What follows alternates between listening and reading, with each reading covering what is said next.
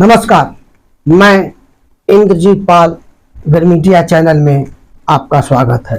दोस्तों, भारत में जब अंग्रेजों का राज था तो उन्होंने ऐसे कानून और नीतियां बनाई जिनकी मदद से हम पर वे लगभग 200 साल तक राज किए।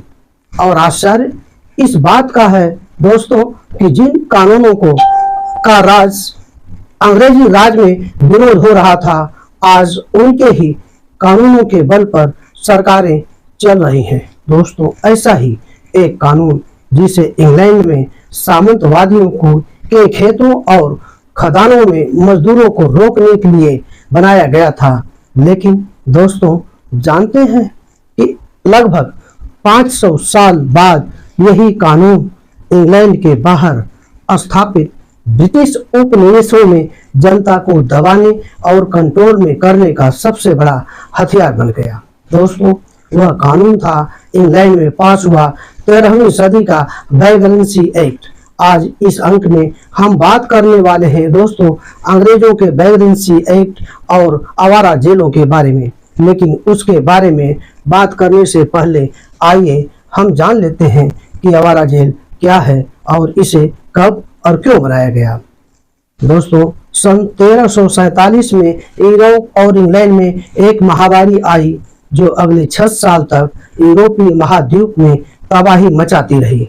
दोस्तों, इस महामारी का नाम दिया गया था ब्लैक डेथ। एरिसिनिया पेस्टिस नामक जीवाणु से फैलने वाली इस महामारी के जीवाणु चूहों में पाए गए थे, जहां से इनका फैलाव मनुष्यों में हुआ। दोस्तों, इतिहासकार इस महामारी को मानव इतिहास की सबसे बड़ी महामारी मानते हैं, क्योंकि इस महामारी के विषाणु चूहों से मनुष्यों में फैले थे। इसलिए इसे ब्यूबोनिक प्लेग भी कहा गया था। इसको ब्लैक डेथ इसलिए कहा गया क्योंकि जो भी व्यक्ति इसकी चपेट में आता था तो उसके शरीर पर काले फोड़े हो जाते थे।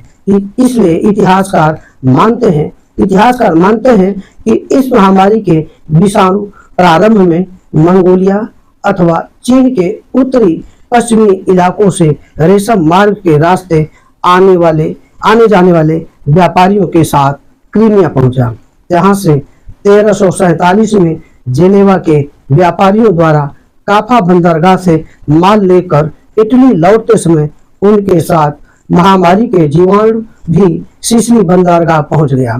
सबसे पहले यह महामारी 1347 में इटली पहुंची, जहां से फैलते हुए 1348 से 1352 के बीच इंग्लैंड, फ्रांस और जर्मनी के तक फैल गई। दोस्तों, 1353 तक आते आते यह महामारी स्कैंडिनेविया से लेकर रूस तक समूचे यूरोप में तबाही मचा दी। इस महामारी को उस दौर का कोरोना काल भी कह सकते हैं। और विडंबना देखिए कि उस महामारी के जीवाणु भी चीन से यूरोप पहुंचे थे। दोस्तों, इस महामारी का यूरोप की जनसंख्या पर काफी असर पड़ा और बड़ी संख्या में लोगों की मौत हुई। तबाही का आलम यह था कि इंग्लैंड की 40 से 50% आबादी, फ्रांस की 45% और इटली में 50% लोगों की मौत हो गई। पूरे यूरोप में इस महामारी से 7.5 करोड़ से लेकर 10 करोड़ लोग मारे गए। अकेले इंग्लैंड में जिसकी आबादी 1348 में 50 लाख थी, वह घटकर 1353 में 25 से 30 लाख रह गई। और जिसका परिणाम यह हुआ कि इंग्लैंड के गांव खाली हो गए। लोगों से खाली इन गांवों को इंग्लैंड में भूतहा गांव कहा जाने लगा। हालात ऐसे हो गए कि परिवार टूटने लगे, लोग एक दूसरे से दूर भागने लगे और चर्चों में मृत्यु की घंटियां लगातार बजती रहीं एवं गांव सुनसान हो गए। दोस्तों, इस महामारी ने यूरोप और इंग्लैंड की सोसाइटी में एक उथल पुथल मचा दी, जिसके कारण सामाजिक एवं धार्मिक दोनों स्तर पर समाज में एक नया बहस खड़ा हो गया। बहस में चर्च के साख पर बट्टा लगने लगा। जैसे हमारे यहाँ बाबा लोग धर्म की महत्ता को बताते हुए आपदा को मनुष्य के पापों का दंड बताकर अपनी साख बचाने की कोशिश करते हैं, ठीक वैसे ही इंग्लैंड में पादरियों का एक वर्ग महामारी को ईश्वर का दंड बताने में लगा हुआ था, तो दूसरी ओर एक समुदाय ऐसा भी था जिसने चर्च की नैतिकता पर प्रश्न उठा दिया। इस समुदाय का मानना था कि चर्च राज्य में बीमारी को रोक पाने में नाकाम हो गए। दोस्तों, इंग्लैंड में उस दौर में एक और वर्ग का उभार हो रहा था जो ब्लैक डेथ को ईश्वर का दंड मानकर प्रायश्चित के लिए स्वयं को कोड़े मार रहा था। ऐसे लोगों को फ्लैगलेट्स कहा जाता था। दोस्तों, इस महामारी ने यूरोपीय समाज में चर्च की प्रतिष्ठा को न केवल कम किया बल्कि समाज में एक नई चेतना का उभार हुआ, जिसके बाद ही यूरोप में विशेषकर इंग्लैंड में नव जागरण काल का उदय हुआ। परिणाम स्वरूप इंग्लैंड के समाज में लॉर्ड्स अर्थात जो कुलीन और क्लर्जी अथवा पादरियों का जो वर्ग था उनकी सत्ता को चुनौती मिलने लगी। दोस्तों, इस महामारी ने इंग्लैंड और यूरोप में जनधन का इतना नुकसान किया कि खदानों और खेतों में काम करने के लिए मजदूरों का मिलना मुश्किल हो गया। खासकर इंग्लैंड में आधे से अधिक मजदूर मर गए और खेत मिलें तथा खदानें ठप होने लगी, जिसके कारण बचे हुए मजदूरों की मांग काफी बढ़ गई। परिणाम स्वरूप यह हुआ कि मजदूरों ने सामंतों और खदान मालिकों से ऊंची मजदूरी मांगनी शुरू कर दी, जिसके कारण कृषि उत्पादन उस साल गिर गया और लोग इंग्लैंड के गांव से खेती का काम छोड़कर शहरों में कारीगरी और व्यापार के काम करने लगे। दोस्तों, इसी काल में इंग्लैंड में वूल ट्रेड अर्थात ऊन का व्यापार शुरू हुआ, जो आगे चलकर इंग्लैंड के व्यापारिक युग में ऊन का स्वर्ण युग साबित हुआ। दोस्तों, इस महामारी का बड़ा असर इंग्लैंड की सामंतशाही पर पड़ा। इंग्लैंड के अधिकांश बड़े सामंतवादी भूमिहारों की मौत इस महामारी में हो गई, जिसके चलते उनकी जमीनों को भूमिहीनों में पट्टे पर दिया जाने लगा, बांट दिया गया, जिसके चलते इंग्लैंड की सामंती व्यवस्था कमजोर हो गई। दोस्तों, इंग्लैंड में बढ़ते मजदूरों की मांग को लेकर सरकार और सामंत दोनों में बेचैनी छा गई। सामंतों ने राजा से इस समस्या के हल करने की मांगी। दोस्तों, सामंतों को बचाने के लिए इंग्लैंड के राजा एडवर्ड तृतीय ने 1349 में स्टैच्यू ऑफ लेबर्स नामक कानून बनाया, जिसका मकसद मजदूरों को काम के स्थान पर रोकना और उन्हें पुराने कम वेतन पर काम करने के लिए ही बांध कर रखना था। यह कानून मजदूरों को कार्यस्थल से बाहर कहीं घूमते पाए जाने या काम करने से इनकार करने पर जेल भेजने तथा सार्वजनिक रूप से कोड़े मारने की अनुमति देता था। इस कानून का मुख्य उद्देश्य सामंतों और पूंजीपतियों को सस्ता मजदूर उपलब्ध कराना था। इसलिए उन्होंने काम को छोड़ने पर मजदूर को अपराधी मानने वाला कानून बनाया। इस कानून को इंग्लैंड के सभी ग्रामीण क्षेत्रों में लागू किया गया था। दोस्तों, इस कानून के लागू होने के बाद 1349 से लेकर 1352 के बीच इंग्लैंड में 7000 से अधिक मजदूरों को आवारा घोषित कर जेल में डाला गया था। इंग्लैंड की पार्लियामेंट के ऐतिहासिक दस्तावेज द रूल्स ऑफ पार्लियामेंट के 1391 से लेकर 1392 के रिकॉर्ड के अनुसार इस कानून के जरिए केवल लंदन और ईस्ट एंग्लिया में 1700 मजदूरों को सार्वजनिक रूप से कोड़े मारने और जेल भेजने की सजा दी गई थी। इंग्लैंड में यह कानून अगले 200 सालों तक सामंतों के पक्ष में बना रहा, जिसके कारण लाखों मजदूरों को जेल भेजा गया। ब्लैक डेथ महामारी के बाद यूरोप के लंदन, पेरिस तथा फ्लोरेंस जैसे बड़े शहर बर्बाद हो गए। दोस्तों, व्यापारिक मार्ग टूट गए। व्यापारियों के जहाज बंदरगाहों में लंगर डाले खड़े रहे। परंतु दोस्तों, ब्लैक डेथ महामारी के बाद इंग्लैंड में जो व्यापारी बच गए थे वे बाद में काफी धनवान हो गए। दोस्तों, इस महामारी ने इंग्लैंड और यूरोप में सांस्कृतिक और मानसिक हर दिशा में परिवर्तन लाया। ब्रिटिश समाज में धार्मिक संस्थाएं कमजोर पड़ी और नव पुनर्जागरण की नींव पड़ी। दोस्तों, 17वीं एवं 18वीं सदी में जब अंग्रेजों ने इंग्लैंड के बाहर अपने उपनिवेश बसाना शुरू किया था, तब उन्हें सस्ते श्रम की बहुत जरूरत पड़ी।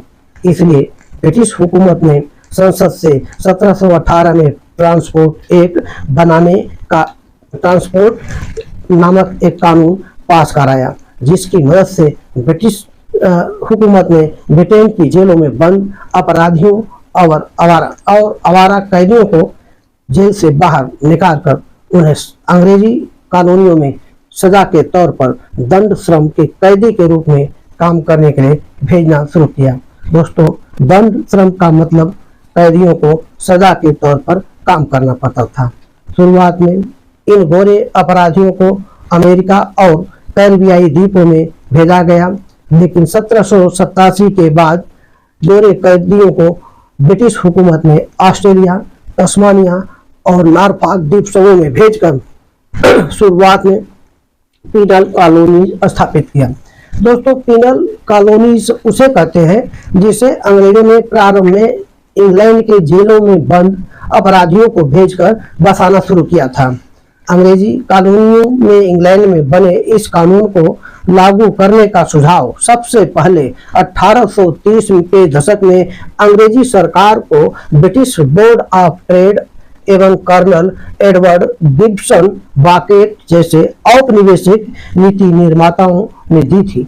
दोस्तों, बोर्ड ने सुझाव दिया था कि ब्रिटिश उपनिवेशों मॉरिशस, दक्षिण अफ्रीका तथा ऑस्ट्रेलिया में गिरमिटिया मजदूरों को भागने से रोकने के लिए वैकेंसी रेगुलेशन को लागू करना जरूरी है।